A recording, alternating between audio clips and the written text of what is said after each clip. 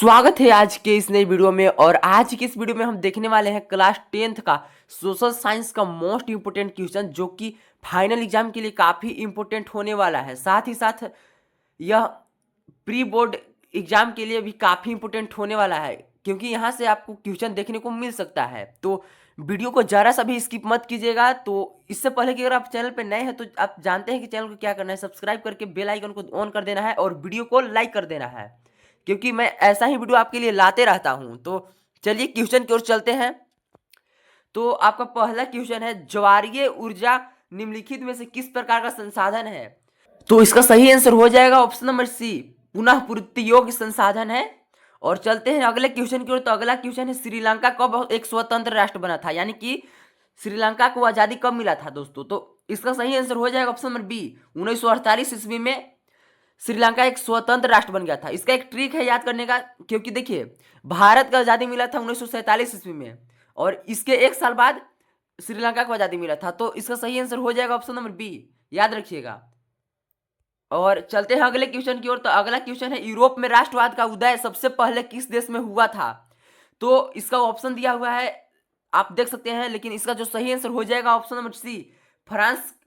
इसलिए आप पढ़े होंगे फ्रांसीसी क्रांति सबसे पहले 1789 ईस्वी में शुरू हुआ था। यह भी पूछा जा सकता है ऑब्जेक्टिव में कि फ्रांसीसी क्रांति का शुरुआत 1789 ईस्वी में हुआ था दोस्तों। और चलते हैं अगले क्वेश्चन की ओर। तो अगला क्वेश्चन है, प्रोजेक्ट टाइगर की शुरुआत किस वर्ष हुई थी? तो इसका सही आंसर हो जाएगा ऑप्शन नंबर बी, 1973 ईस्वी में प्रोजेक्ट टाइगर की शुरुआत हुआ था दोस्तों। और चलते हैं अगले क्वेश्चन की ओर। तो अगला क्वेश्चन है, मानव विकास रिपोर्ट कौन सी संस्था प्रकाशित करता है?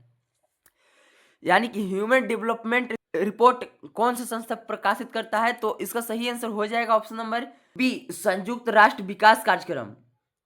और चलते हैं अगले क्वेश्चन की ओर। तो अगला क्वेश्चन है, जालियांवाला बाग की घटना किस वर्ष हुई थी? तो आपको पता है होगा दोस्तों कि 13 अप्रैल 1919 ईस्वी को जालियांवाला बाग हत्याकांड हुआ था। यह पंजाब के अमृतसर के एक सभागार पर हुआ था दोस्तों, जहां पे सैकड़ों लोगों की मौत हुआ था। और चलते हैं अगले क्वेश्चन की ओर। तो इसका सही आंसर हो जाएगा बी, 1919 ईस्वी में जालियांवाला बाग की घटना हुआ था दोस्तों। चलते हैं अगले क्वेश्चन की ओर। तो अगला क्वेश्चन, निम्नलिखित में से कौन सा अलवण जल मीठे पानी का स्रोत है?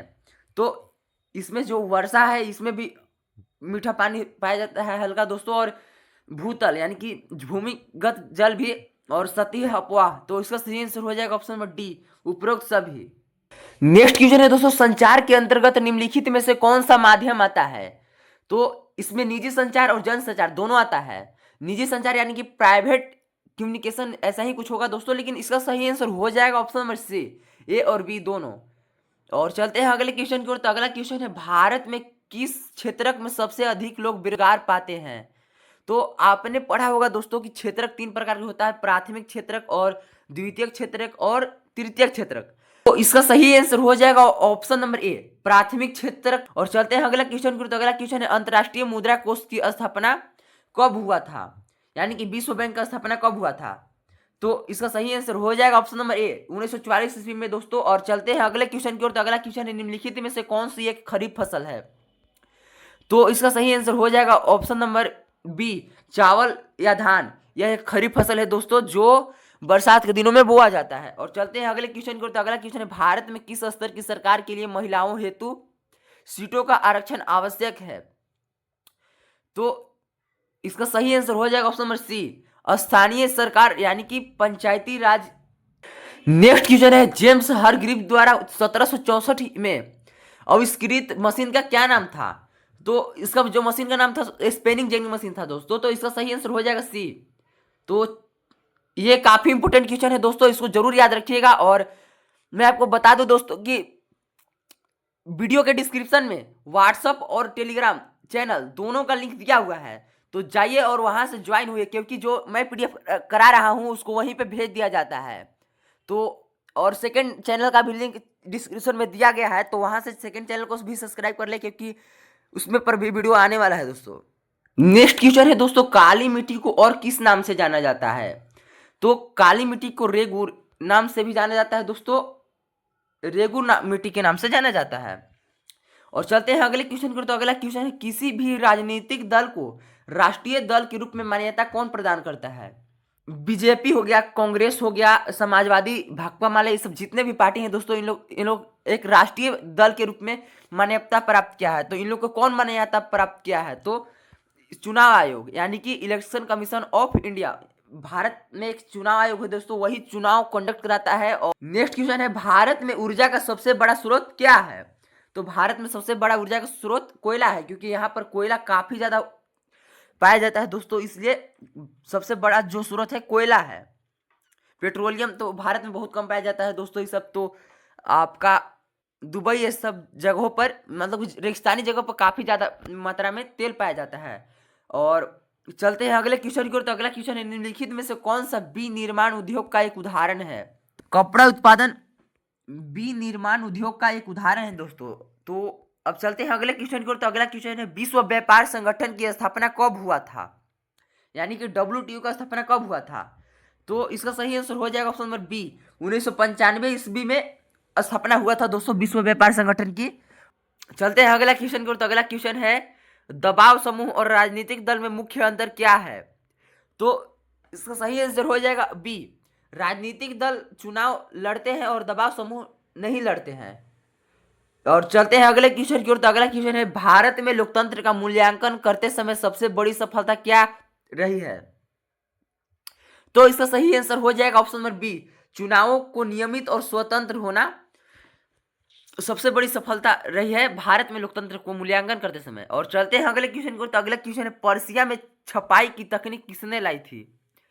तो मार्को पोलो ने एशिया में छपाई की तकनीक यानी कि छापने वाले मशीन लाई थी दोस्तों। और चलते हैं अगले क्वेश्चन की। तो अगला क्वेश्चन है, गुटेनबर्ग कौन था? यहाँ पे टाइपिंग गलत हो गया है दोस्तों, लेकिन यहाँ पे जो सही होगा वो होगा गोटेनबर्ग या गुटेनबर्ग कौन था? तो गुटेनबर्ग एक प्रिंटिंग प्रेस आविष्कारक था, जो प्रिंटिंग प्रेस का आविष्कार किया था दोस्तों।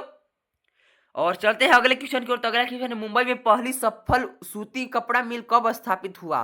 तो इसका सही आंसर हो जाएगा ऑप्शन नंबर ए, 1854 ईस्वी में मुंबई में पहला सफल सूती कपड़ा मिल स्थापित किया गया था। अब चलते हैं नेक्स्ट क्वेश्चन की ओर। तो नेक्स्ट क्वेश्चन है, ईसाई धर्म के प्रमुख केंद्र कौन से थे जहां मुद्रण संस्कृति का प्रसार हुआ?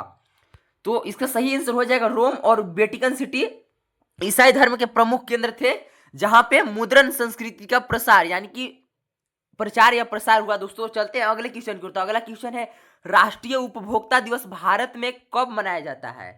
तो राष्ट्रीय उपभोक्ता दिवस यानी कि उपभोक्ता का मतलब यहाँ हो गया दोस्तों कंज्यूमर, ग्राहक यानी कि, तो यह भारत में हर साल 24 दिसंबर को मनाया जाता है।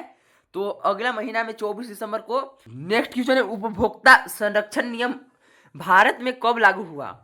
तो 1986 ईस्वी में उपभोक्ता संरक्षण अधिनियम लागू हुआ था दोस्तों। और चलते हैं अगले क्वेश्चन की ओर। तो अगला क्वेश्चन है, किस दशक के बाद भारत में वैश्वीकरण की प्रक्रिया में तेजी आई?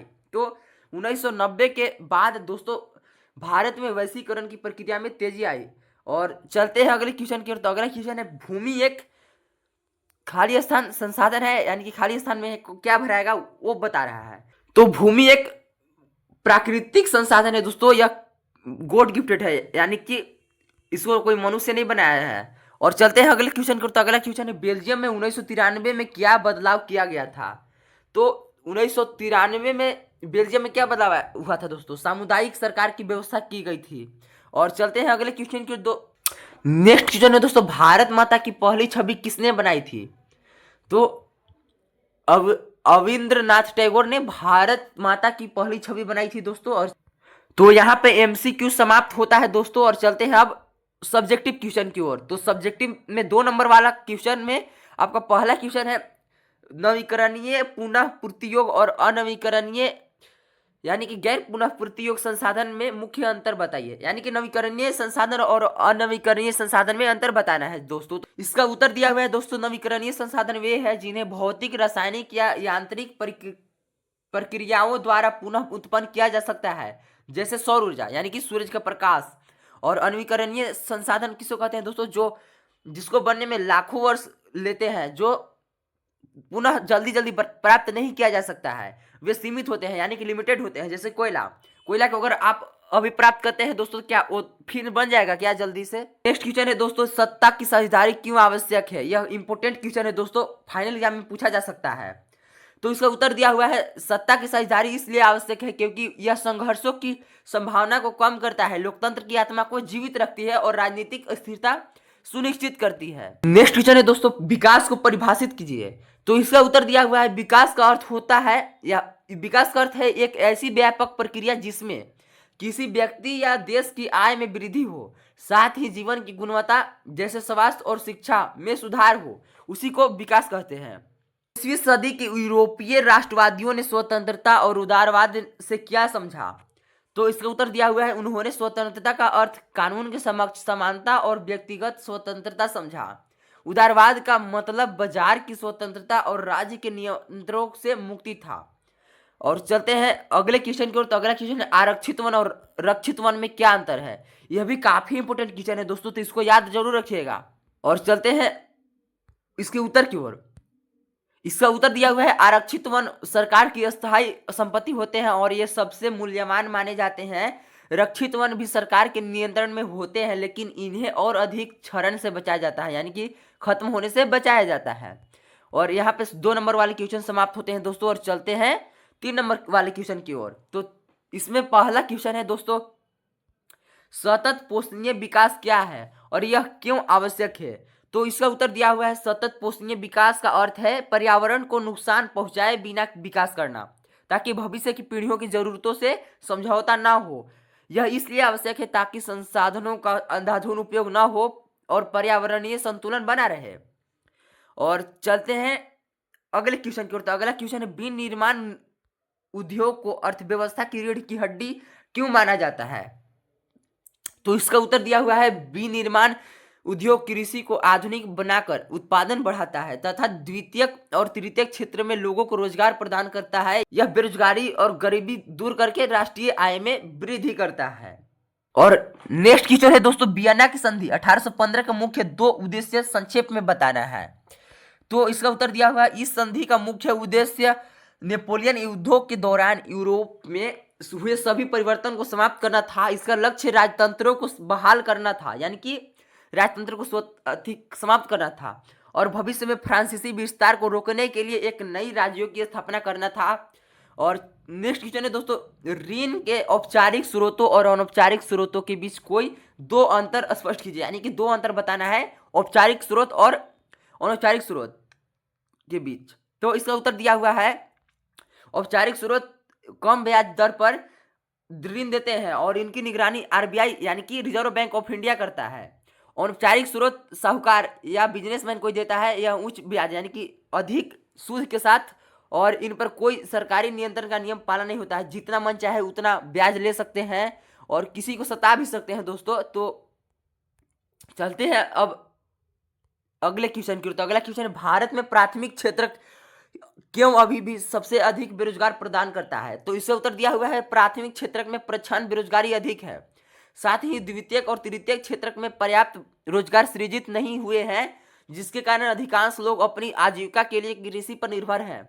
और यहीं पे 3 नंबर वाले क्वेश्चन समाप्त होते हैं। और चलते हैं अब 5 नंबर वाले क्वेश्चन की ओर दोस्तों। तो अब हम 5 नंबर वाले क्वेश्चन करेंगे। तो 5 नंबर में पहला क्वेश्चन है दोस्तों, भारत में संसाधन के विकास के लिए संसाधन नियोजन क्यों आवश्यक है? इसके चरणों का संक्षेप में उल्लेख करें। तो इसका उत्तर दिया हुआ है संसाधन नियोजन संसाधन नियोजन आवश्यक है ताकि संसाधन का विवेकपूर्ण उपयोग हो सके, पर्यावरण का संरक्षण हो सके और भावी पीढ़ियों के लिए उन्हें बचाया जा सके। इसके मुख्य चरण है पहला, देश के विभिन्न क्षेत्रों में संसाधन की पहचान करना और उनकी तालिका बनाना। दूसरा है योजना संरचना तैयार करना। तीसरा है राष्ट्रीय विकास योजना से संसाधन विकास योजना का समन्वय स्थापित करना।